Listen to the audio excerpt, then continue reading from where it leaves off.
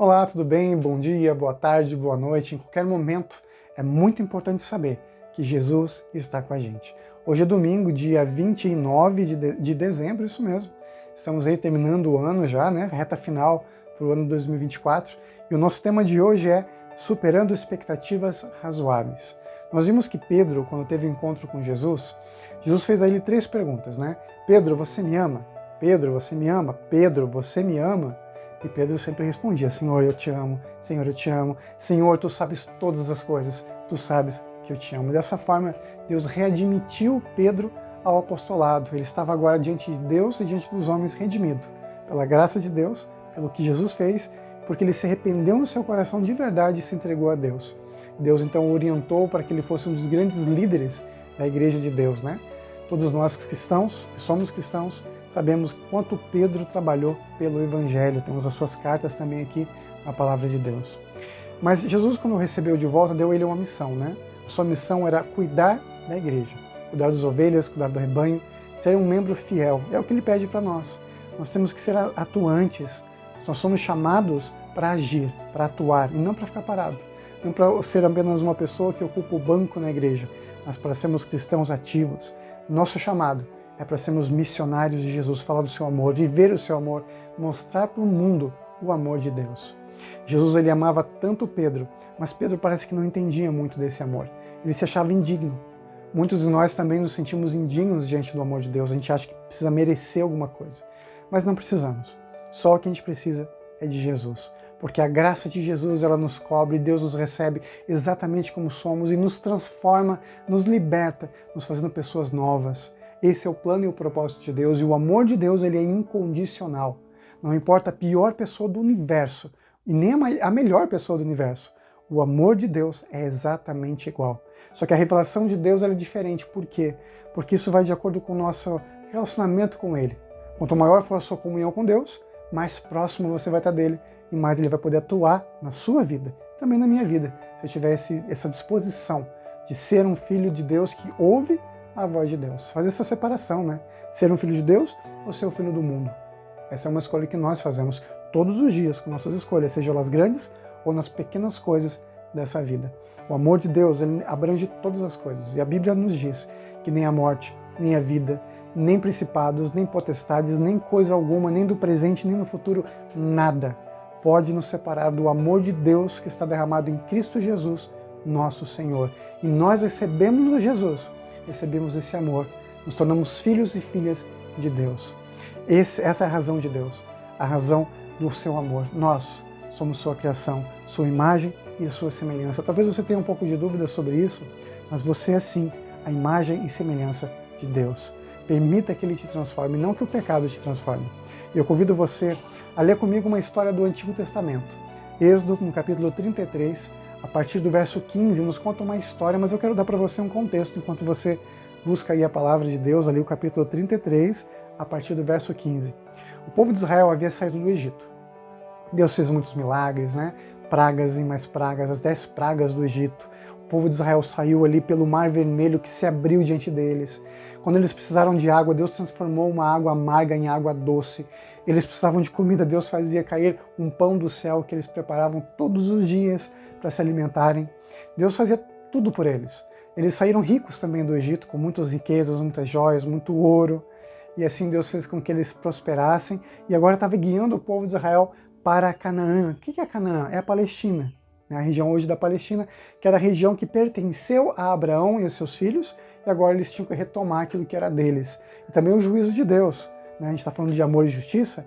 O povo que habitava lá, os cananeus, eram pessoas muito malvadas, e por muitos anos Deus tentou trabalhar no coração deles, mas eles rejeitaram a Deus, e agora era a hora do juízo, mas de uma forma negativa mesmo. Eles seriam punidos por não aceitarem a voz de Deus. Mas ainda tinham uma chance. Quando Israel chegasse lá em Canaã, se os povos se submetessem a Israel, beleza, eles seriam poupados.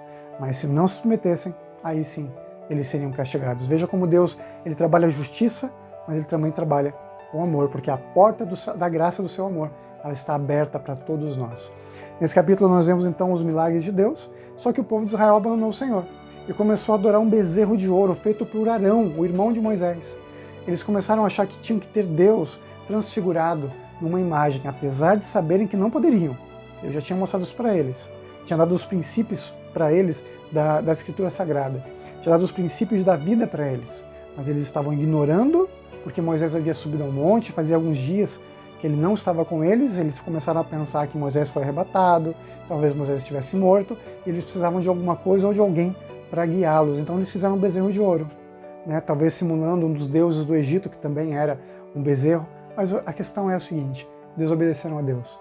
E quando Deus contou isso para Moisés, Moisés desceu, foi de encontro com o povo de Israel naquela situação, e a Bíblia usa a palavra que eles estavam dançando, eles estavam numa cerimônia como se fosse uma orgia. É uma palavra pesada, né? Mas é isso mesmo. Eles estavam numa orgia, uma situação ali degradante do ser humano, adorando o bezerro de ouro. Deus então aqui nos conta no capítulo 32, né, que é o contexto do capítulo 33, de que Moisés ele separou o povo de Israel entre aqueles que adoraram o bezerro de ouro e aqueles que não adoraram, e uma tribo do povo de Israel, que eram 12 tribos que formavam a nação, ela então foi lá e executou aqueles que eram os maus, aqueles que haviam abandonado a Deus, e atraído uma maldição para a vida deles. Porque a partir do momento em que eles abandonaram a presença de Deus, abandonaram o ensinamento de Deus, eles estavam buscando a morte. E ao fazer isso, se afastaram de Deus e estavam trazendo esse prejuízo, essa situação difícil para todo o povo de Israel. Então essas pessoas, esses idólatras foram executados. Justiça e amor, que Deus usou ali com eles. Então Moisés ele voltou para o monte para conversar com Deus, interceder pelo povo. Ele pede para que Deus perdoe o seu povo, e se Deus não quisesse perdoar o povo de Israel, que o nome dele, de Moisés, fosse riscado do livro da vida. Deus, é claro, que não faria isso. E aí nós vamos então para os versos da palavra de Deus, capítulo 33, a partir do verso 15. São só alguns versinhos que a gente vai ler. E diz assim a palavra do Senhor. Então lhe disse Moisés: se a tua presença não vai comigo, não nos faças subir deste lugar. Pois como se há de saber que achamos graça aos teus olhos, eu e o teu povo? Não é porventura em andares conosco de maneira que somos separados, eu e teu povo, de todos os povos da terra? Então ele pede para que Deus continue com eles, apesar do erro que o povo cometeu, que Deus continuasse caminhando com eles.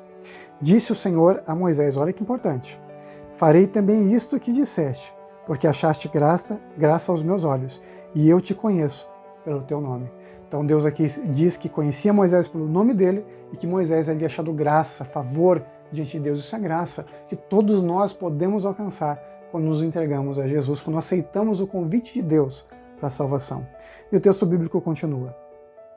Então ele disse: rogo-te que me mostres a tua glória. Então Moisés agora se empolgou e pediu para que Deus mostrasse a sua glória para ele. Respondeu-lhe: farei passar toda a minha bondade diante de ti e te proclamarei o nome do Senhor. Vejam, ele pediu para que a glória de Deus fosse manifestada. E o que Deus respondeu? A minha bondade.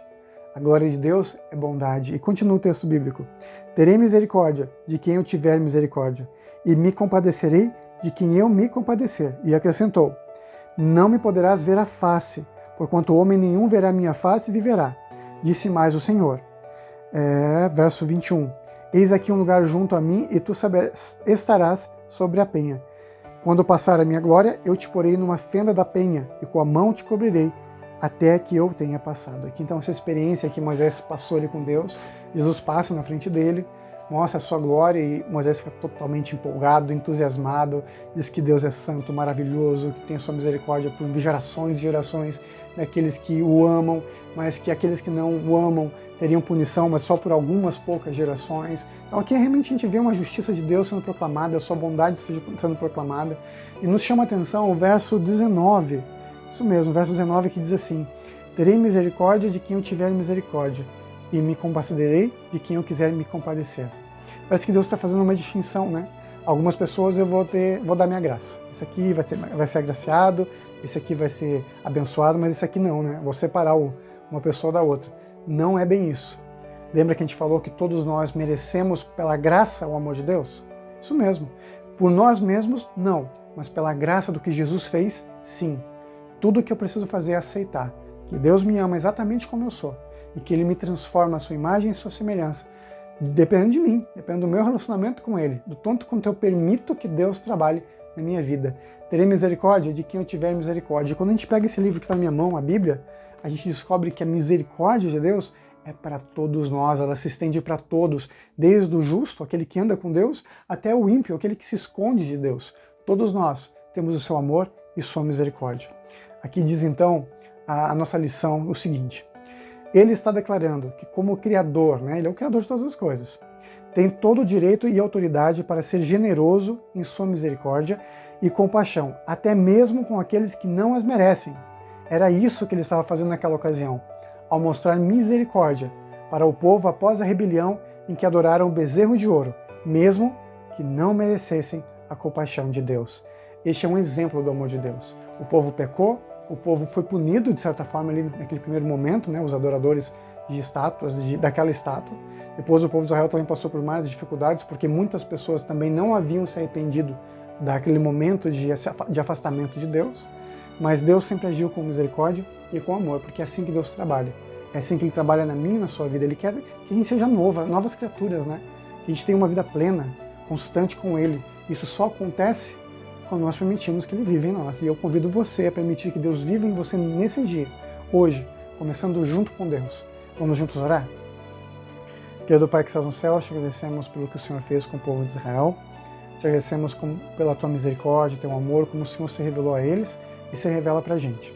Perdoe os nossos pecados, nos ajude a seguir o Teu caminho e permitir que Deus trabalhe nas nossas vidas, para que a Tua misericórdia nos alcance e possamos alcançar a terra prometida de Deus. Obrigado por Tuas bênçãos, por Jesus. Amém.